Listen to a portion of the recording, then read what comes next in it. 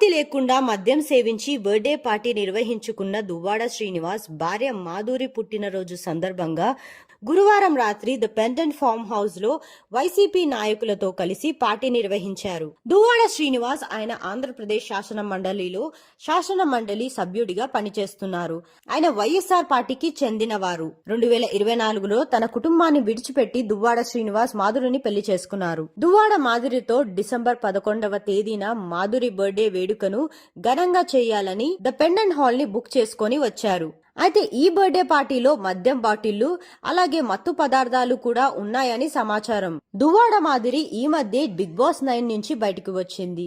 అయితే ఈ పార్టీ జరుపుకుంటున్న సమయంలో ఎస్ఓటి పోలీసులు సంయుక్తంగా బర్త్డే జరుపుకుంటున్న ఫామ్ హౌస్ పై దాడులు నిర్వహించి బర్త్డే పార్టీని భగ్నం చేశారు. వారి నుంచి భారీగా మద్యం స్వాధీనం చేసుకున్నారు. స్థానిక పోలీసులకు ఎస్ఓటి పోలీసులకు అందిన పక్కా సమాచారంతో ఫామ్ హౌస్ పై సంయుక్తంగా దాడి చేసి బర్త్డే పార్టీని భగ్నం చేశారు.